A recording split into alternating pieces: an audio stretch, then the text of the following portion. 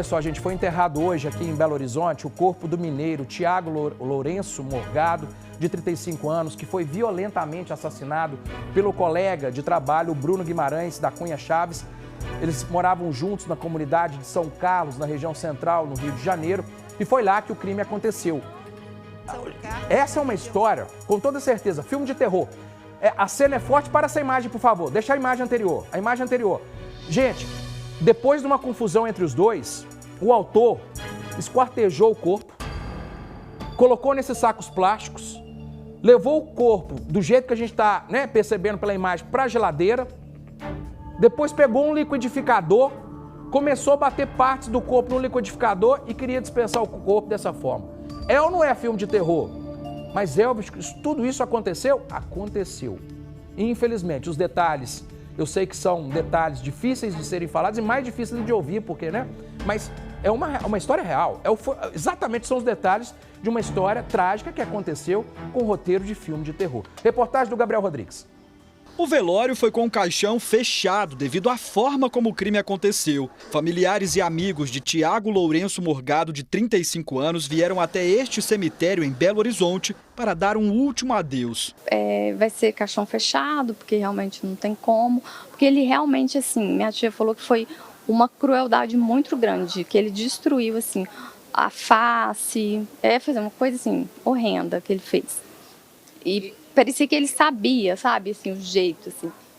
E ele achou que que ele não ia ser descoberto. Ela está falando de Bruno Guimarães da Cunha Chaves, que inclusive confessou o crime. Mas matou, sim ou não?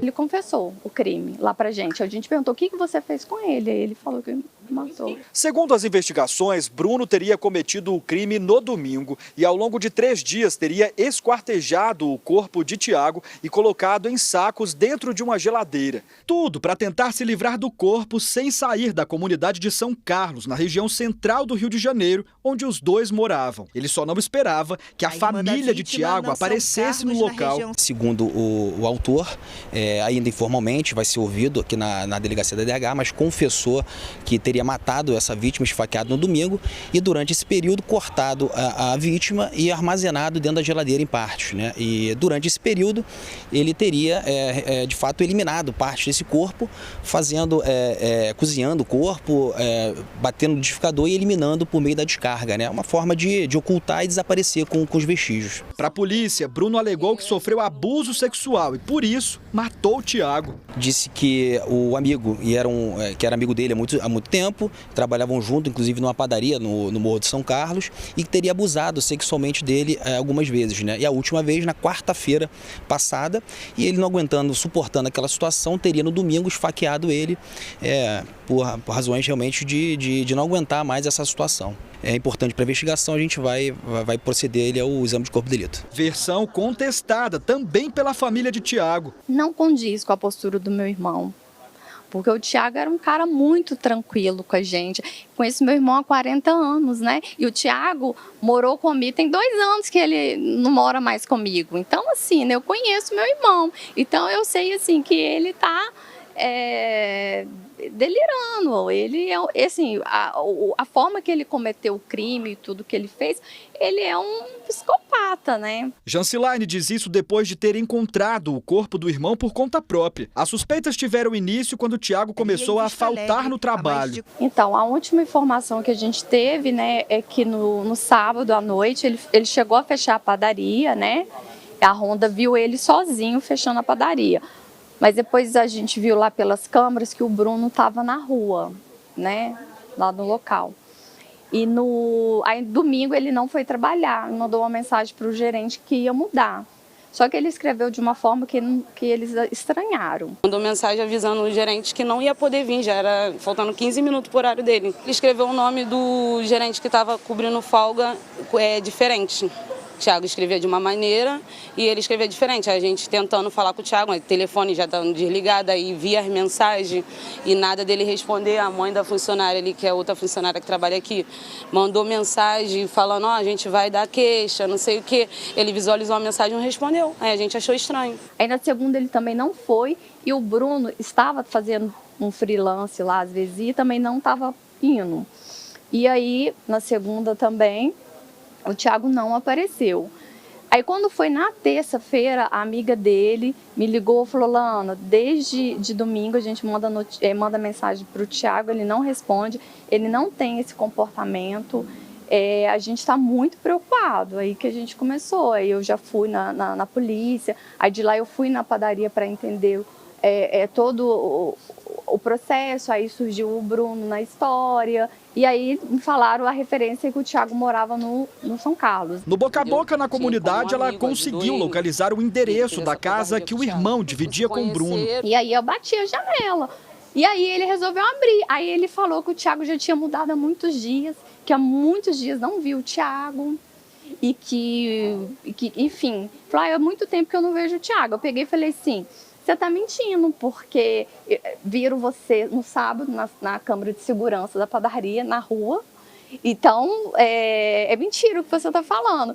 Então, o Thiago está desaparecido, você vai ter que descer comigo para fazer o boletim de ocorrência. Aí ele falou que não ia, porque ele tinha acabado de acordar. Inventou uma história lá. Eu falei: não, você vai ou vai ser pior, eu vou fazer um escândalo aqui.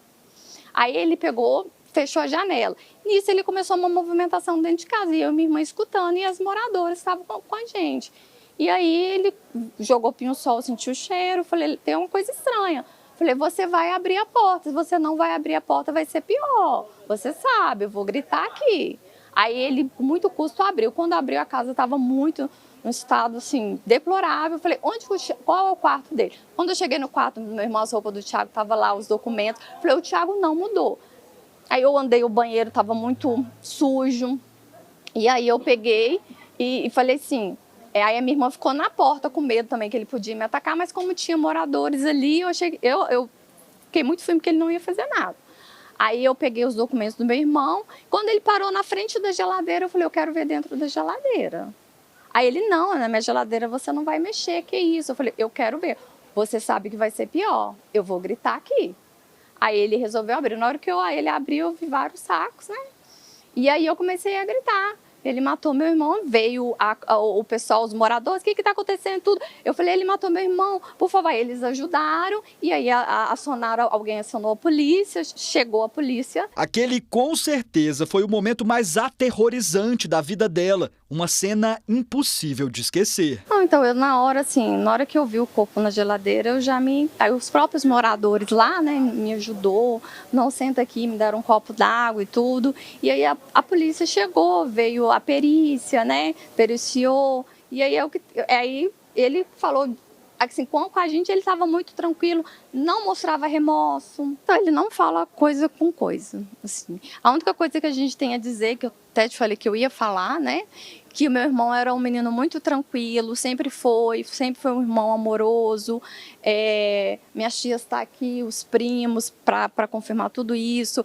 O pessoal da padaria amava ele, muito querido, tá todo mundo muito assim, consternado. Realmente o Bruno, ele teve a infelicidade, né, desse Bruno cruzar o caminho dele, um ser maligno, porque realmente foi uma crueldade muito grande que ele fez com meu irmão.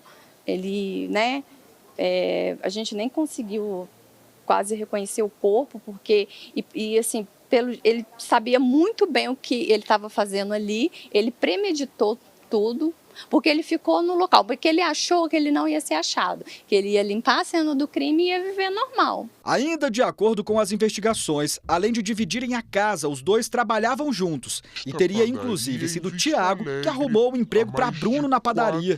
O Thiago, no intuito de ajudar, né, chamou ele para trabalhar na padaria. E ali era mesmo para dividir o aluguel, para dividir despesas, às vezes ele não tinha condição. E assim, aquele intuito mesmo: tá bom, vamos dividir aí para ajudar, isso acontece. O Thiago era sem palavras, um gerente respeitador, sempre respeitou a gente, entendeu? Super gente boa. Os funcionários da padaria estão em choque. O clima tá horrível, horrível, até os moradores daqui tá sem acreditar, entendeu? Que o Thiago era sem palavras. Tá horrível o clima aqui. Em conversa com os funcionários da padaria, veio uma outra possibilidade para a motivação do crime. Uma suposta briga entre Bruno e Thiago. No sábado eles tiveram uma briga, mas nada assim demais. Mas não sei o motivo, mas não foi uma coisa assim. Não, a discussão foi coisa de loja mesmo. Ele não queria respeitar as ordens, essas coisas, entendeu? Foi coisa boba. Tô surpresa, porque a gente nunca ia imaginar que o Bruno teria coragem de fazer isso. Psicopata, ele é muito psicopata pelo que ele fez com o Thiago. E o Thiago abrigou ele. O Thiago botou ele para morar na casa dele, entendeu? Tinha ele como um amigo, ajudou ele. E ele fez essa covardia com o Thiago. Se conheceram, viraram amigo, aí o Thiago ajudou ele. Aí o Thiago botou ele para trabalhar aqui porque ele entrou em depressão. Um suposto envolvimento amoroso entre os dois também foi descrito pelos vizinhos. Mas tanto a família de Thiago quanto o próprio Bruno negam a versão, que ainda deve ser apurada pela Polícia Civil. Mas independentemente do que teria motivado o crime, para a família de Thiago não há justificativa que explique tamanha crueldade. O Thiago, ele tinha 35 anos, né? A gente perdeu nossos pais cedo e aí a gente foi criado uma parte pelas nossas tias, né? E aí depois a minha irmã mudou para Macaé e foi morar com ela um tempo. Eu fiquei aqui em Belo Horizonte mesmo, depois eu fui para o Rio para trabalhar. Aí eu chamei ele para morar mesmo comigo, para ele trabalhar e tudo. E ele gostou do Rio e ele gostou muito dessa área de panificação, né? Se identificou e aí ele começou a trabalhar lá.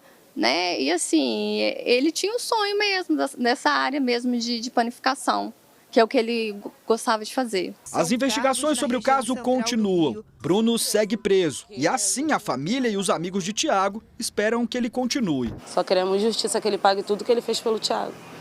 Justiça. Que ele apodreça lá dentro. Que ele apodreça na cadeia, né?